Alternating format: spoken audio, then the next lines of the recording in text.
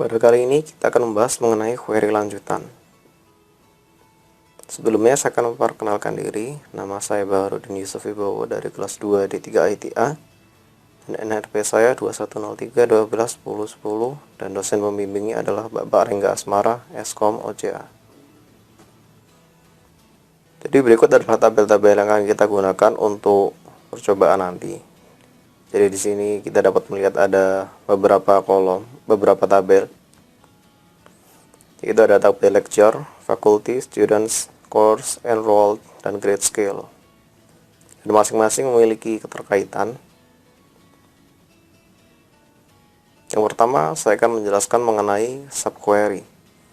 Jadi subquery adalah perintah query yang dimasukkan pada suatu kondisi atau suatu data yang ingin dicari pada query yang lain.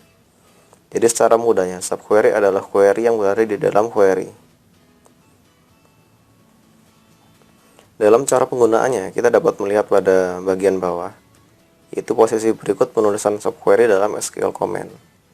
Jadi di situ subquery dapat diletakkan pada posisi where, baik pada posisi select maupun pada posisi from. Sekarang saya akan menjelaskan lebih lanjut mengenai penggunaan subquery. Jadi subquery akan mengembalikan nilai ke main query. Nilai yang dikembalikan ini dapat berupa banyak nilai ataupun satu nilai. Dan subquery digunakan untuk menyelesaikan persoalan di mana terdapat suatu nilai yang tidak diketahui, unknown values. Tapi dengan syarat ada suatu keterkaitan yang digunakan untuk mencari nilai tersebut. Jadi berikut akan diberikan contoh penggunaan subquery. Misalnya kita akan menampilkan nama mahasiswa yang usianya lebih tua dari mahasiswa dengan SID 120430077. Jadi di sini kita dapat menggunakan perintah query biasa pada awalnya, yaitu select name from student as where SA where age, jadi di mana usia itu lebih besar dari student yang SID-nya 120430077. Di sini kenapa kita menggunakan subquery? Karena kita sendiri tidak tahu berapa usia dari student dengan SID 120430077. Kemudian kita juga dapat menampilkan isi tabel enroll yang SID-nya dimiliki oleh mahasiswa dengan huruf yang awal namanya R. Jadi perintahnya adalah select bintang, jadi mengambil semua data dari enroll yang SID-nya merupakan SID dari student yang namanya sama dengan nama siswa yang diawali dengan huruf R. Di sini digunakan perintah in karena subquery memungkinkan mengembalikan nilai lebih dari satu. Berikutnya kita akan mempelajari mengenai subquery pada banyak kolom. Pada subquery dengan banyak kolom, tiap baris dari main query dibandingkan dengan nilai dari subquery multiple row dan multiple column. Berikut ini contoh pembandingan dengan banyak kolom dan baris.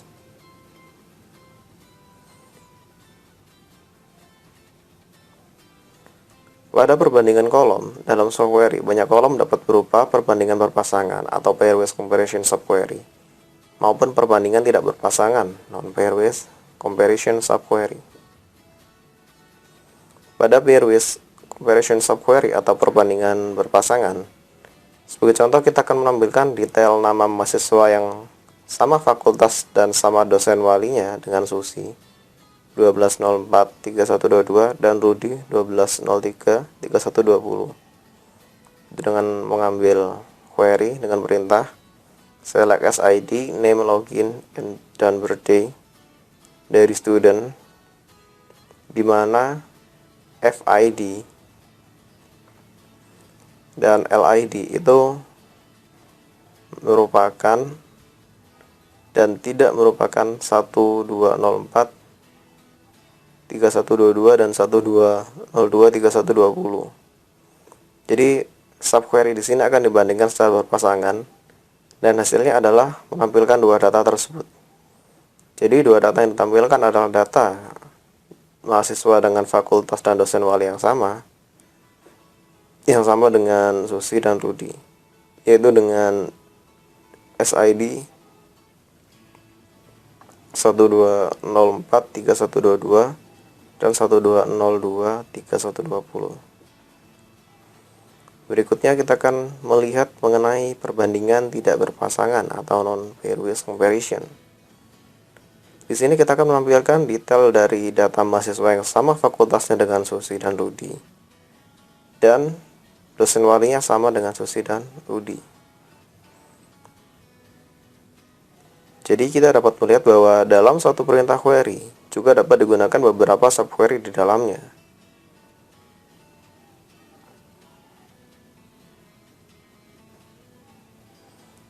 Kemudian kita dapat menggunakan query dalam klausa from. Jadi query dapat diletakkan di dalam klausa from untuk bentuk tabel temporer. Query semacam ini dikenal juga dengan istilah inline view karena tidak membentuk objek database. Dan berikut ini adalah contoh penggunaan query dalam klausa from. Jadi di sini kita akan menampilkan nama dosen wali, yaitu dari LID dan name-nya, bersama dengan jumlah mahasiswa yang menjadi anak walinya. Jadi perintah query-nya adalah kita memilih LID, name, dan jumlah dari lecture. Jadi kita dapat melihat di situ bahwa pada bagian from yang diberikan sebuah inisial sebagai tabel B, dan di situ kita dapat lihat bahwa pada subquery yang diambil adalah LID dan jumlah dari SID yang kemudian diberi inisial dengan nama jumlah. Dan subquery diambil dari tabel student dan digrupkan berdasarkan LID. Guna grup di sini adalah untuk mendapatkan jumlah siswa yang dikelompokkan berdasarkan LID-nya. Hasil dari subquery pada bagian form akan membentuk tabel temporer tadi. Jadi tabel temporer ini merupakan tabel sementara yang digunakan hanya untuk query tersebut, hanya untuk query pada saat perintah ini dijalankan. Berikutnya ada namanya ekspresi skalar pada subquery. Jadi ekspresi skalar subquery itu adalah subquery yang mengembalikan hanya satu nilai kolom dan satu baris. Dan skalar subquery pada standar SQL hanya terbatas pada select statement pada klausa from dan where, dan daftar value dari statement insert. Tapi pada standar SQL 99, skalar subquery dapat digunakan dalam kondisi dan ekspresi sebagai bagian dari perintah decode dan case, dan semua klausa dari select statement kecuali group by. Kemudian kita akan melihat contoh penggunaan skalar subquery pada ekspresi case. Ini berikut adalah contoh penggunaan skalar subquery pada ekspresi case, dan kita akan menampilkan SID dan name dari mahasiswa ditambahkan dengan kolom nilai cukup jika usianya dari atas 20 dan kurang jika di bawah atau sama dengan 20 tahun. Dan perintahnya adalah ambil SID name dan name, kemudian kita menggunakan seleksi kondisi case. Jadi di sini kondisi case seleksinya hampir sama dengan penggunaan pada bahasa pemrograman pada umumnya. Di dalamnya dapat kita lihat adanya seleksi kondisi. Jadi selama ALID itu sama dengan subquery yang diambil dari tabel lecture, jadi dapat kita lihat bahwa di situ subquery mengambil LID dari tabel lecture yang namanya sama dengan echo. Dan di situ dapat kita lihat bahwa dosen walinya akan ditentukan apabila mengandung echo maka akan ditampilkan Pak Eko, dan apabila bukan maka akan ditampilkan bukan Pak Eko. Dan berikutnya akan dilakukan inisialisasi sebagai inisial. Jadi hasil dari subquery-nya akan diinisialkan ke dosen wali dan kemudian hasilnya akan dicetak. Dan pada tabel di kanan adalah contoh hasil dari subquery. Berikutnya kita juga dapat menggunakan subquery dalam klausa order by. Jadi berikut adalah contoh penggunaan subquery dalam klausa order by. Di antaranya kita dapat menampilkan SID dan nama dari mahasiswa ditambah kolom LID, tapi urut berdasarkan nama dosen dan wali. Jadi perintah SQL di awalnya adalah biasa, jadi ambil SID nama dan LID dari student yang diinisialkan dengan A dan kemudian urutkan berdasarkan. Jadi di sini kita dapat melihat bahwa akan diurutkan berdasarkan nama yang didapat dari lecture, di mana LID dari tabel lecture yang diambil pada subquery itu sama dengan LID yang didapat dari tabel A. Dan hasilnya kita dapat melihat bahwa di sebelah kanan. Jadi berikut adalah tabel yang sudah diurutkan berdasarkan perintah subquery.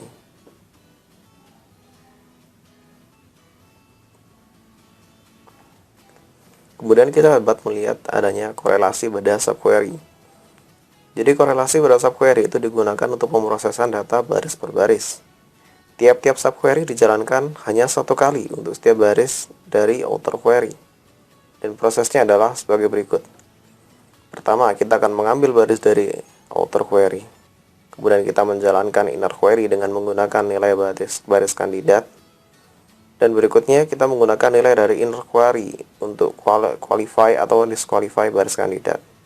Jadi prosesnya akan berlangsung seperti ini terus. Jadi korelasi antara subquery baik outer maupun innernya adalah seperti ini.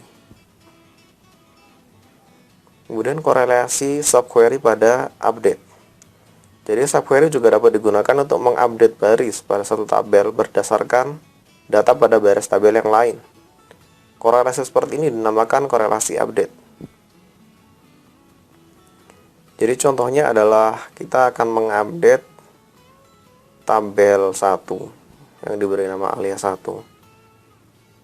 Itu dengan perintah update table 1 alias table 1 set column. Nah, di sini kita dapat melihat bahwa kolom akan diisi dengan nilai expression dari gabungan tabel 2, yang mana pada tabel 2 alias 2 dan tabel 1 yang diisi aliaskan 1 itu kolomnya bernilai sama.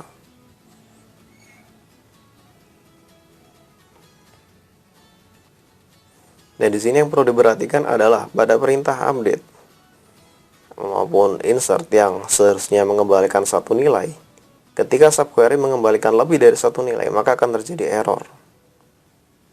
Dan biasanya akan berisi perintah subquery returns more than one row. Kemudian subquery juga dapat berkorelasi dengan perintah delete, yaitu dengan melakukan penghapusan data student yang dosen wali atau LID-nya dari dosen dengan nama depan echo. Jadi di sini kita dapat menghapus data dari tabel student yang kondisi LID-nya kita ambilkan dari subquery. Itu kita mengambil LID dari lecture yang namanya merupakan echo.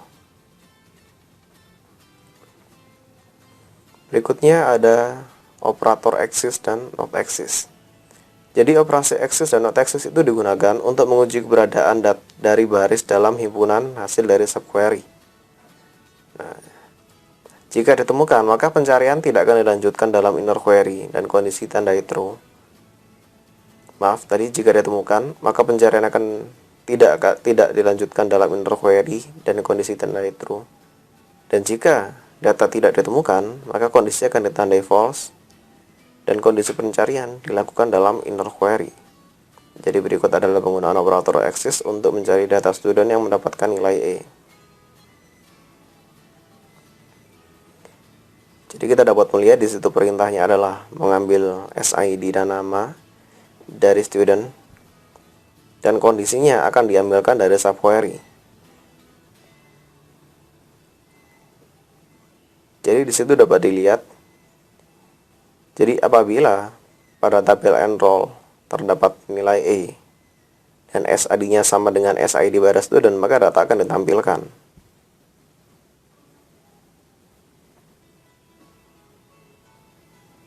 Berikutnya juga dapat digunakan operator not exist.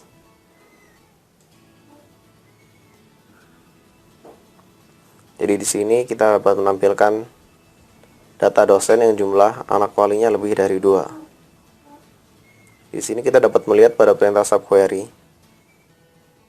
Jadi di situ ada suatu kondisi having count p.sid lebih besar dari 2. Jadi maksudnya adalah mencari data dosen yang jumlah anak walinya lebih besar dari 2. Dan berikutnya ada penggunaan klausa with. Dengan klausa with ini kita dapat menggunakan block where yang sama dalam statement select pada saat terjadi lebih dari sekali dalam kompleks query. Jadi secara mudahnya adalah query ini merupakan kompleks query yang hasilnya dapat berupa gabungan dari beberapa tabel dengan kondisi-kondisi tertentu. Jadi sekian presentasi dari saya. Atas perhatiannya, terima kasih.